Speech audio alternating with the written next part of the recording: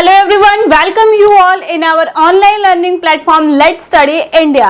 आज के इस वीडियो में हम ट्रांसपोर्ट ऑफ गैसेस के बारे में पढ़ेंगे। इसके पहले वाली वीडियो में हमने ट्रांसपोर्ट ऑफ ऑक्सीजन के बारे में पढ़ा था। इसमें हम ट्रांसपोर्ट ऑफ कार्बन डाइऑक्साइड के बारे में पढ़ेंगे। तो चलिए स्टार्ट करते हैं वीडियो। जैसा कि मैंने आपको पहले ही बताया था कि कार्बन डाइऑक्साइड का जो ट्रांसपोर्ट होता है वो भी तीन तरीके से हो सकता है। एक जो होगा वो डिसॉल्व कंडीशन में होगा, दूसरा जो होगा आपका हीमोग्लोबिन के साथ कंबाइन होकर के in the form of carbonic compound के फॉर्म में होगा, और द थर्ड जो होगा वो Sc3 बाइकार्बोनेट आयन के फॉर्म में होगा। और सबसे ज्यादा ट्रांसपोर्ट जो होगा वो बाइकार्बोनेट आयन के फॉर्म में ही होता है। अप्रोक्स 70% डिसॉल्व स्टेट में सिर्फ और सिर्फ 7% होता है, और 23% जो होता है वो कार्बनिक कंपाउंड के फॉर्म में होता है। तो चलिए इसको डिटेल में देखते हैं कि क्या पूरा तरीका है और क्या पूरा प्रोसीजर है।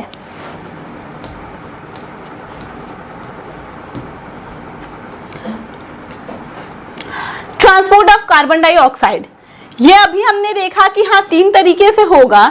तो चलिए स्टार्ट करते हैं। सबसे पहला तरीका जिसको हम कहते हैं इन डिसॉल्व स्टेट। डिसॉल्व स्टेट में कार्बन डाइऑक्साइड का ट्रांसपोर्ट कैसे हो रहा है? तो the carbon dioxide transported from blood in A dissolve state is about 7%। पहले ही मैंने बताया कि सिर्फ और सिर्फ 7% जो है वही डिसॉल्व स्टेट में ट्रांसपोर्ट हो पाता है।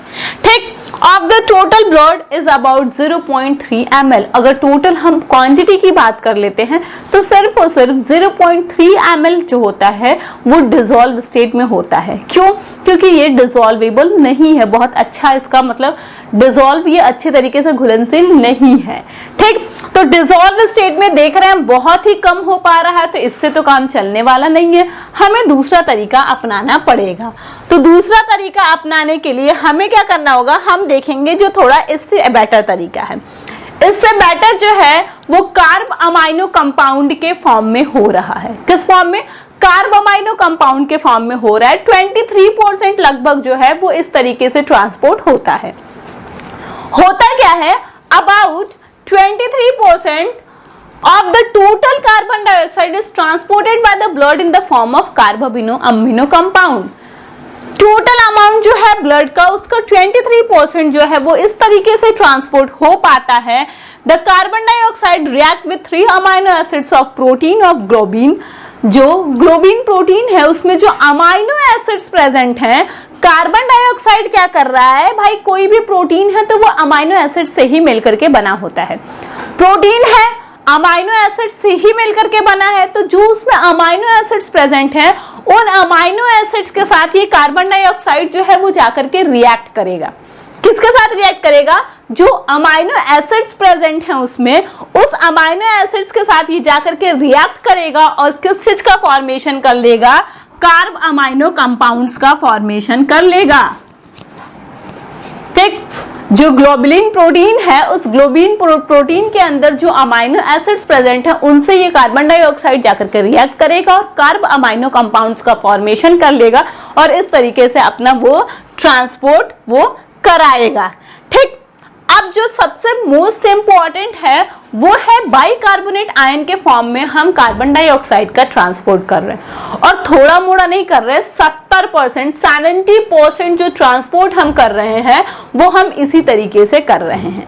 अब इसका पूरा प्रोसेस क्या है? इसका पूरा प्रोसेस ये है कि आपको ये समझना है कि देखिए ये हमारा ब्लड सेल है, ठीक है, और ये हमारा टिश्यू सेल हो गया। ये ब्लड सेल हो गया और ये टिश्यू सेल हो गया। यहां पे हम क्या कह रहे हैं कि कार्बन डाइऑक्साइड जो है हमारा, ये डिसॉल्व स्टेट में प्लाज्मा में डिसॉल्व होकर के भी जा रहा है, लेकिन हमको पता है बहुत थोड़ा सा ही जाता है। ठीक, और यहाँ पे क्या हो रहा है कि बाइंड भी हो रहा है।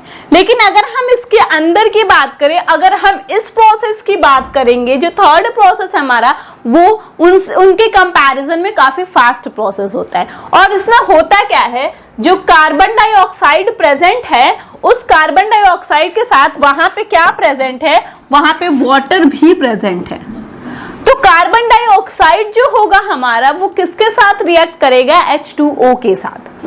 CO2 plus H2O, CO2 H2O के साथ रिएक्ट करेगा किसके प्रेजेंस में? और ये प्रोसेस क्यों यहाँ पे फास्ट हो रहा है, क्यों यहाँ पे फास्ट नहीं हो रहा है, क्यों वहां पे स्लो हो रहा है लेकिन यहाँ पे फास्ट हो रहा है? क्यों? क्योंकि यहाँ पे एक एंजाइम प्रेजेंट है जिसको हम कहते हैं कार्बोनिक एनहाइड्रेज।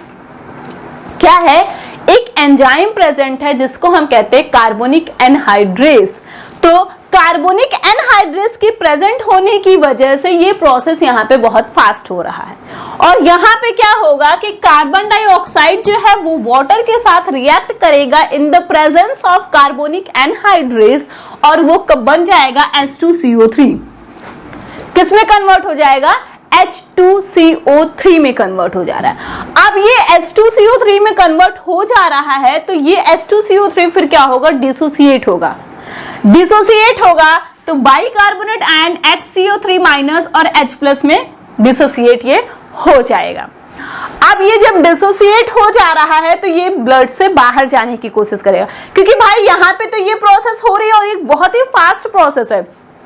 इसकी वजह से क्या हो रहा है? HCO3 का कंसंट्रेशन हमारे ब्लड में बहुत ज्यादा हो गया। और हमको पता है कोई भी चीज ट्रेवल कैसे करती है? कंसंट्रेशन ग्रेडियंट के अकॉर्डिंग। अगर कहीं कंसंट्रेशन ज्यादा है और कहीं कम है तो वो ज्यादा से कम की तरफ जाना चाहती है। तो यहाँ पे ये भी जाना चाहेगी, HCO3 माइनस भी जाना चाहेगा क्योंकि ब्लड के अंदर तो बहुत ज्यादा हो गया, तो ये बाहर जाना चाहेगा। ठीक है, ये बाहर जा तो रहा है तो होगा कि भाई तुम जा तो रहे हो लेकिन बदले में कुछ दो भी।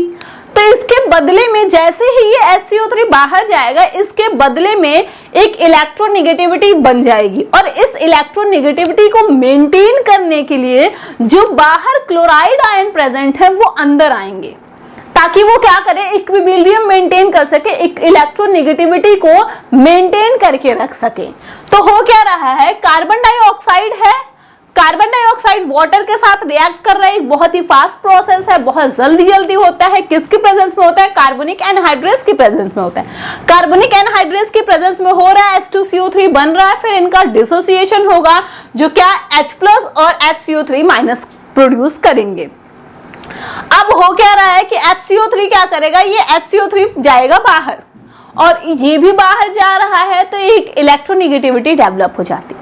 इस इलेक्ट्रोनेगेटिविटी को मेंटेन करने के लिए जो क्लोराइड आयन होंगे वो अंदर आना स्टार्ट करेंगे। वो क्या करेंगे? वो अंदर आना स्टार्ट करेंगे, और इसी को हम कहते हैं क्लोराइड शिफ्ट। क्या कहते हैं? Chloride shift. अब ये जो H प्लस है ये किसके साथ जाकर के बाइंड हो जाएगा? ये हीमोग्लोबिन के साथ जाकर के बाइंड हो जाएगा। ठीक, अब ये किसके साथ जाकर के बाइंड हो रहा है? ये हीमोग्लोबिन के साथ जाकर के बाइंड हो रहा है, और ये हीमोग्लोबिन फिर क्या करेगा? H प्लस को रिलीज कर देगा और उसकी जगह पे ऑक्सीजन से बाइंड हो जाएगा, ऑक्सी हीमोग्लोबिन का फॉर्मेशन कर लेगा। अब फिर क्या होगा? फिर ये प्रोसेस जस्ट इसका उल्टा चलेगा, जैसा चल रहा था एकदम उसका उल्टा चलेगा। और एकदम जब उसका उल्टा चलेगा तो फिर यहीं पे क्या होगा कि ये कार्बन डाइऑक्साइड जो है वो देखिए क्या हो रहा है कि अब ये कार्बन डाइऑक्साइड टिश्यू में था, टिश्यू से ब्लड में आ गया। ठीक है, क्यों? टिश्यू में भाई कार्बन डाइऑक्साइड का कंसंट्रेशन ज्यादा है, उसने ब्लड को दिया, ब्लड में H2O से रिएक्ट किया, H2CO3 बनाया है, बाइकार्बोनेट के फॉर्म में हुआ। अब ये प्रोसेस उलट जाएगी। जब ये प्रोसेस उलट जाएगी तो सेम इसका उल्टा केस होगा, और फिर ये कार्बन डाइऑक्साइड जो होगा वो एल्विलाई तक ले जाया जाएगा और एल्विलाई को दे दिया जाएगा कि ये लो। ठीक, अब इसी को देख लेते हैं हम और अच्छे से क्या है। The reaction of carbon dioxide and H2O occur much faster in RBCs as compared to plasma. Plasma के कंपैरिजन में RBCs में ये रिएक्शन बहुत तेज हो रहा है। क्यों हो रहा है? अभी मैंने बताया क्यों, क्योंकि वहां पे एक एंजाइम प्रेजेंट है जिसको हम कहते हैं कार्बोनिक एनहाइड्रेज एंजाइम।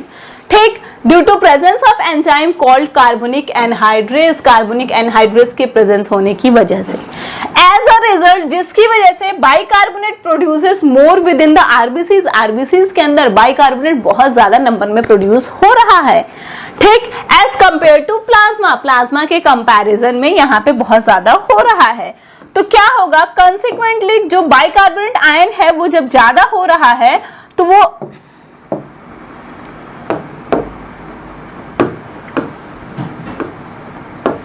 डिफ्यूज किया जाएगा बाहर की तरफ। हमने कहा कंसंट्रेशन ग्रेडियंट की वजह से बन रहा है, बाइकार्बोनेट आयन बहुत ज्यादा हो जा रहा है आरबीसीज में, तो उसको बाहर भेजा जाएगा, जिसकी वजह से क्या होगा, नेगेटिव इलेक्ट्रोनेगेटिविटी जनरेट हो जाएगी आरबीसीज में।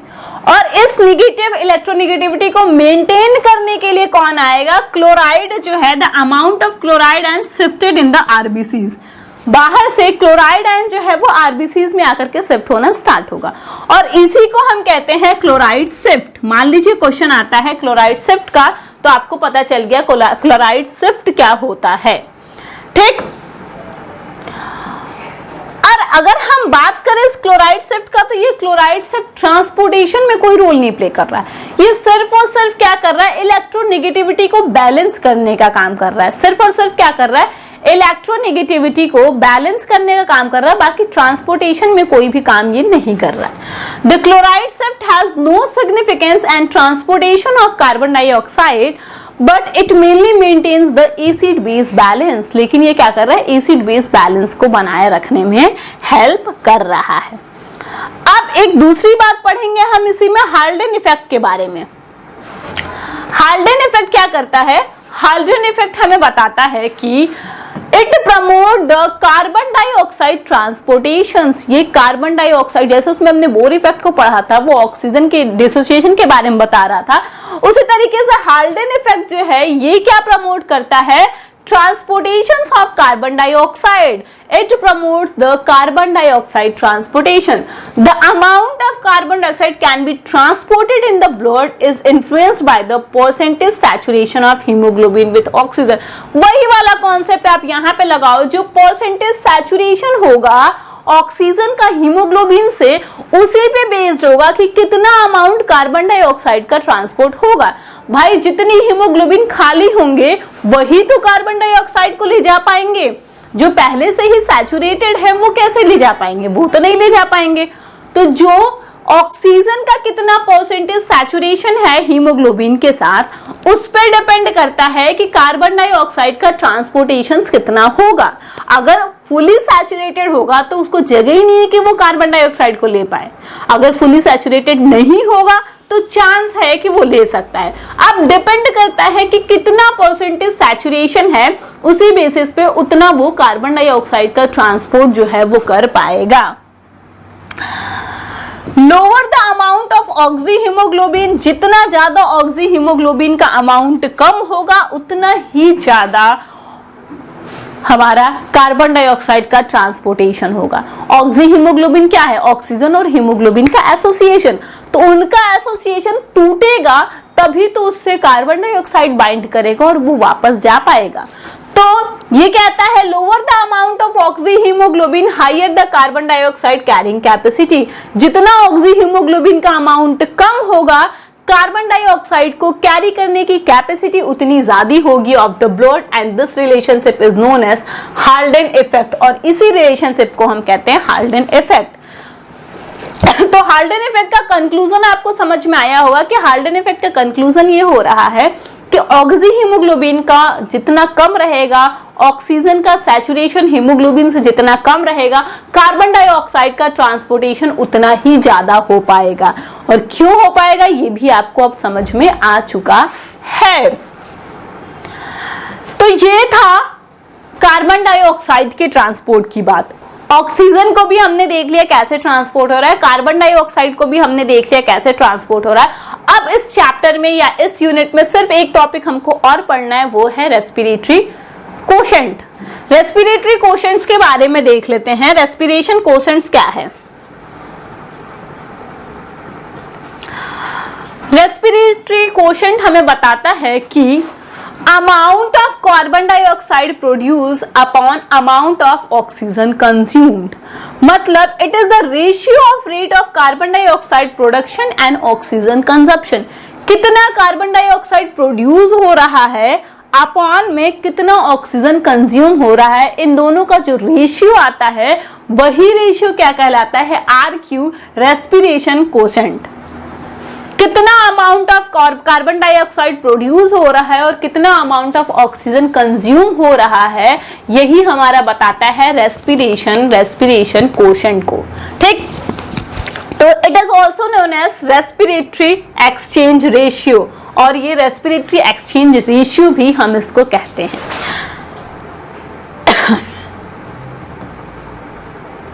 अब ये डिपेंड किस पे करता है? It is the characteristics of types of nutrients which are catabolically oxidize. कौन से टाइप का न्यूट्रिएंट ऑक्सीडाइज हो रहा है, कौन से टाइप का न्यूट्रिएंट ऑक्सीडाइज हो रहा है, उस पे बेस्ड होता है जो archaea is also the characteristics of tissue types, मतलब टिश्यू टाइप पे भी बेस्ड होता है कि कौन से टिश्यू का है, उस पे भी बेस्ड होगा कि उसका आरक्यू कितना होगा। जैसे अगर हम ब्रेन की बात कर रहे हैं, ब्रेन टिश्यू जो होता है ये ऑलवेज क्या करता है, कार्बोहाइड्रेट को न्यूट्रिएंट्स की तरह लेता है, hence their RQ value is always 1। तो उसका आरक्यू वैल्यू जो होता है वो हमेशा 1 उसके न्यूट्रिएंट पे बेस्ड होता है, और कौन सा टिश्यू टाइप है उस पे बेस्ड होता है, हम आरक्यू वैल्यूज फाइंड आउट करते हैं।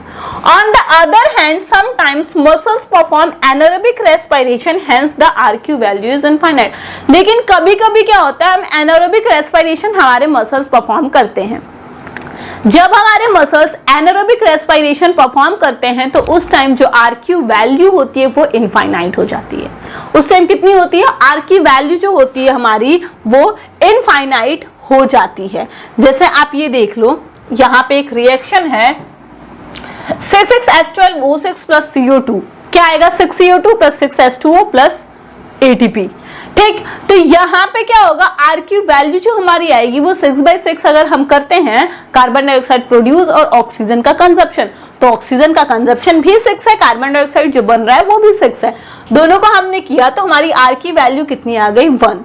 ठीक, तो हम कहते हैं जो आरक्यू वैल्यू होती है हमारे कार्बोहाइड्रेट की वो कितनी होती है, वो होती है 1। इसी तरीके से कुछ और आरक्यू वैल्यूज हमारे पास हैं, वो भी हम देख लेते हैं। जैसे फैट के आरक्यू वैल्यूज की बात करेंगे तो ये कितना होता है, लेस देन 1। लेकिन वहीं अगर हम ऑर्गेनिक एसिड की या प्रोटीन के आरक्यू वैल्यू की बात करते हैं तो वो कितना होता है, वो होता है more than 1। Fat less than 1 और RQ value of organic acid या प्रोटीन तो उसकी क्या होती है, वो मोर देन 1 होती है। अभी हमने बात किया था कि एनारोबिक रेस्पिरेशन में जो आरक्यू वैल्यू होती है वो कितनी आती है, वो इनफाइनाइट होती है, और RQ value of incomplete oxidation is 0। अगर इनकम्प्लीट ऑक्सीडेशन हो रहा है तो वहां पे जो आरक्यू वैल्यू आएगा वो कितना होगा, 0। तो यहाँ पे हमारा ये यूनिट खत्म होता है। इस यूनिट में हमने डाइजेशन और रेस्पिरेशन दोनों को देख लिया है, दोनों में जितनी इंपॉर्टेंट चीजें थी आपके लिए वो हम बता चुके हैं। तो अब हम स्टार्ट करेंगे नेक्स्ट यूनिट। ब्लड सर्कुलेशन है आपका, सर्कुलेशन एंड एक्सक्रीशन है। सर्कुलेशन एंड एक्सक्रीशन में भी आपको अवंतिका मैम पढ़ाएं, तो मैं स्टार्ट करूंगी नर्वस सिस्टम के साथ। ठीक है, नर्वस सिस्टम एंड एंडोक्राइनोलॉजी हम स्टार्ट करेंगे। तो चलिए मिलते हैं नेक्स्ट वीडियो में, तब तक के लिए stay safe and stay healthy. Thank you, bye.